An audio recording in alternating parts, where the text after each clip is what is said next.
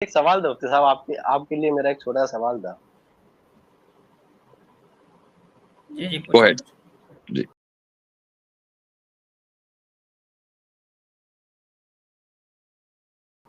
مفتی صاحب میں کہہ رہا تھا، جیسے یہ قرآن میں آتا ہے جو غیب کے بارے میں، جو الف لام میم کی شروعات میں آتا ہے، وہ لوگ جو غیب پہ ایمان رکھتے ہیں، تو جیسے جب مسلمان یہ کہتا ہے کہ غیب پہ ایمان رکھتے ہیں، تو پھر وہ اس طرح کے سوالات کیوں کرتے ہیں؟ آج کل میں نے دیکھا کچھ اسکالرس ہیں جو سائنس فکشن باتیں کرتے ہیں.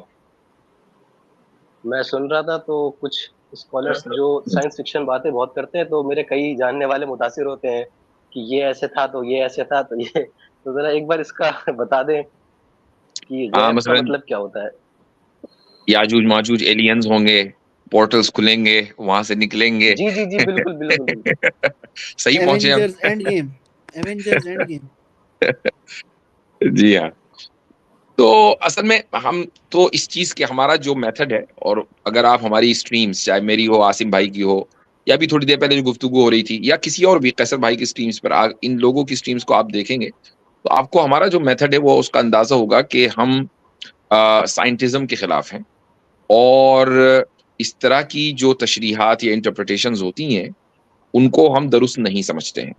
اس کی وجہ کیا ہے؟ اس کی وجہ یہ ہے کہ یہ انٹرپریٹیشنز محض اور محض ایسٹیمیشن ہے، اس کے علاوہ کچھ نہیں. یعنی آپ نے ایک ایسٹیمیٹ لگایا کہ یار ایسا ہوگا. مثلا میں ایک انٹرویو دیکھ رہا تھا انہی صاحب کا، جو شاید جن کی آپ بھی بات کر رہے ہیں میں بھی بات کر رہا ہوں، تو وہ کہنے لگے کہ اب دیکھیے ان کا استدلال کہ جی ایلینز کا ذکر تو قرآن میں ہے. اچھا بھائی کیسے قرآن میں کہاں ہے؟ اچھا میں بھی اٹینشن ہو کے بیٹھ گیا، میں نے کہا یار یہ آج پہلی مرتبہ سنوں گا کہ ایلینز کا ذکر قرآن میں اللہ تعالیٰ نے کیا ہے. بھئی یہ کس جگہ کیا ہے؟ تو انہوں نے کہا کہ وما من دابۃ فی الارض الا علی اللہ رزقها. تو یہ آیت ہے دیکھو، اور اس میں ارض، یہ تو ارتھ تو ہم نے نام رکھا ہے اس گلوب کا، ورنہ اللہ کے ہاں تو زمینیں 7 ہیں. ومن الارض مثلہن، سورہ طلاق کا حوالہ دیا انہوں نے کہ 7 زمینیں ہیں. تو یہ زمین ہے، اور اس کے علاوہ کہیں اور کسی دوسرے پلانٹ پر زمین ہوگی، اور وہاں پر بھی دابہ ہوگا، اور اس کا بھی رزق ہوگا اللہ کے ذمے. تو وہ جو دابہ ہے وہ ایلین ہے. تو اب یہ جو انہوں نے استدلال کیا ہے یہ ایک نتھنگ بٹ ایسٹیمیشن، یہ صرف اور صرف انہوں نے ایک اندازہ لگا لیا. ہاں سوال یہ ہے کہ وما من دابۃ الا علی اللہ رزقها، کہ جو بھی وما من دابۃ فی الارض الا علی اللہ رزقها، یہاں پر جو الارض کا لفظ ہے اس سے مراد 7 زمینیں ہیں. یہ کیسے پتا چلا؟ یہاں الارض میں الف لام جو ہے وہ اس کو عربی میں کہتے ہیں عہد. الف لام عہد کا بھی ہو سکتا ہے، یعنی اس سے مراد صرف یہی زمین بھی ہو سکتی ہے، چونکہ یہاں قرآن اسی زمین کے لیے ہے، اسی زمین کی بات ہو رہی ہے. تو پھر انہوں نے ابن عباس رضی اللہ عنہ کے ایک اثر کا حوالہ دیا، ایک قول کا. انہوں نے کہا کہ جی زمینیں 7 ہیں، اور جس طرح یہاں پر آدم ہے ایسے وہاں پر آدم ہے. یہ جو قول ہے ابن عباس رضی اللہ عنہ کا، یہ خود ضعیف ہے. تو ایک ضعیف قول کے اوپر یا ایک اندازے اور اٹکل پچو کے اوپر اپنی پوری نیریٹو کی عمارت تعمیر کرنا، یہ اسلامی مزاج نہیں ہے. بس یہی کہنا ہے ہمارا. اچھا تو مفتی صاحب، تو کیا ان کی ذمہ داری نہیں بنتی کہ مطلب یہ بتائیں کہ بھائی یہ میرا اپنا ایک آئیڈیا ہے، آپ لوگ اس کو ایگزیکٹ نہ سمجھیں، کیونکہ لوگ تو مطلب گمراہ ہوتے ہیں نا پھر. بھائی وہ تو یہ کہتے ہیں کہ جو اس کو نہیں مانتا وہ بالکل بیکورڈ ہے، اور مولویوں نے یہ چھپا رکھا تھا اور بتاتے نہیں، اور ان کو کیا پتا، ان کی تو ٹریننگ نہیں ہے. وہ بیچارے کسی کمپلیکس کا شکار ہیں. تو خیر ٹھیک ہے، ہر ایک کو تھوڑی بہت اپنی دکان بڑھانی ہوتی ہے، یہ ان کی دکان ہے.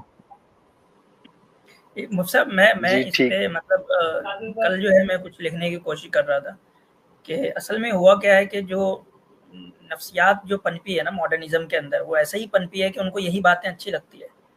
جی ہاں. تو انہوں نے جو ہے وہ اس نفسیات کو پکڑ لیا ہے. اب ہم بیچارے مولوی لوگوں کو جو ہے وہ اس طرح کی باتیں کرنی نہیں ہے.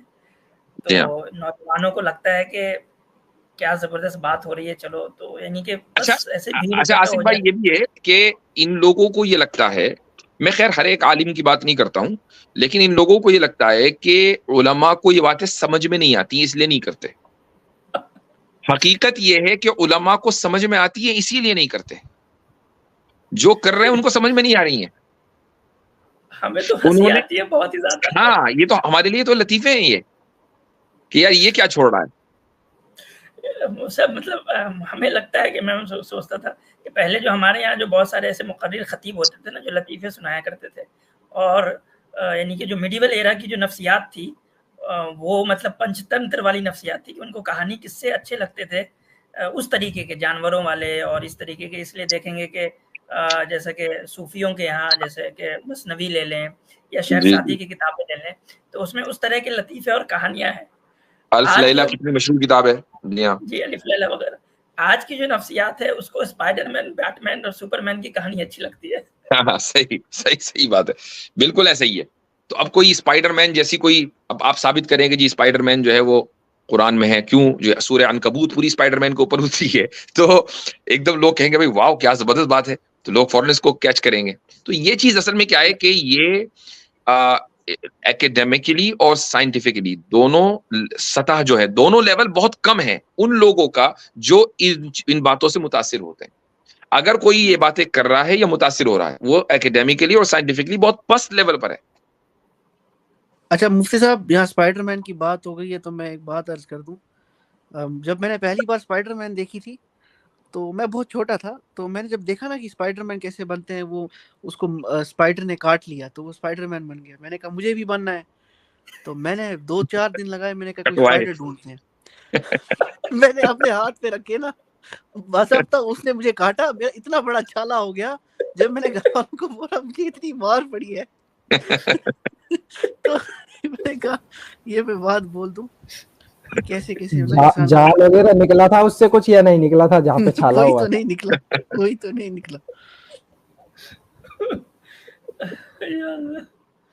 چلیے خیر ٹھیک ہے. جی بہت معافی چاہوں گا آپ بھائیوں سے، میری وجہ سے آپ کا اسٹوڈیو مارول اور ڈی سی کا وہ بن گیا.